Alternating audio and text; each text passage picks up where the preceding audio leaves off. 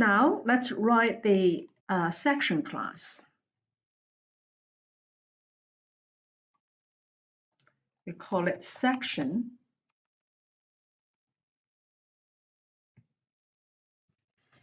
In class, we discussed this. A section must have a section number. Actually, it must also have a course name, right? So we will just omit that. It's not as important in our practice project, but in reality, if you have a section, it must belong to a certain course name. So, but here we will just have a section number. Private section number, we can make it an int or string, but int might be easier. So section number. And the most important thing for this section is the students. So the students, it's not one, it's not two, it must be more than at least one, right? So how do we store them? We use an array, and we discussed this in class. So private and the array of student. So the array's type is student, and it's an array. Okay, what do we call them? Let's just call them student, lowercase. So now we have that array. And now we write the constructor. So when you construct a section object, what do you need? You need to give me the section number, right? And you also should give me the student array, okay? So give me a student array, an array of student, and I will construct the object. So here, section number, we do not need this because they are different names. One is called section number, one is called number. So we don't need this keyword. And the student, this is the same name, so I'm going to use student equals to student. Okay. So this is one constructor. I'm thinking we can have another constructor utilizing the mechanism we learned in class 2, which is the variable length parameter list, if you remember. So public section, this is overload. We are overloading this constructor, int number, and we can have student. Let me think this, it's like this, right? And the students, okay, so this means you can have as many students as you want or as few as you want. I will write a driver to show you how to do this, but we learned this in class 2, and now it's a refresher, okay? So students, right? This is the name, this is the type, this is saying we are doing a variable length parameter because we don't know how many students there are in this section. Okay, so here again, we will just do section number equals to number, and then student, that's the array, equals to students. We don't have to use this because this is a different name. This is plural. It's given by the system. So we can do that, okay?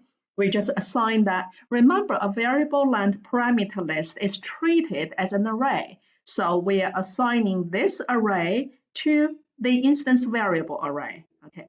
Now that's done. So it doesn't work. Let me see why it doesn't work.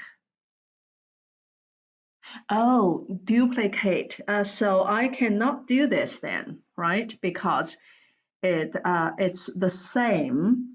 So how about this? We delete this one.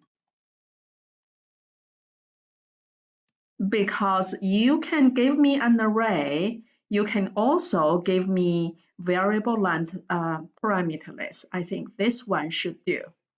Okay. And then we will do the accessors and mutators. I will do that off the record. Now I wrote these three methods. Okay, one is get section number. That's easy to understand. And this one is to return an array. We return the student array. And this one is to set section number. We cannot set student for the whole array, but we can, I'm going to write this method, we can set one student's name or age, right? A student has name and age, we can set them separately. So, or we can set a whole student's name and age also. So let's do that. Void, I'm just going to say set student. Let's do age only, okay? Age. So set student age. Should we do that? Okay, set student age. You need to tell me which student to set. So give me the index because all the students are in an array. So you need to tell me which student, right? The index. So give me the index and also give me the age to set. So now we can do this method. I'm thinking as I'm writing. So the student, that's the array name, the index, right?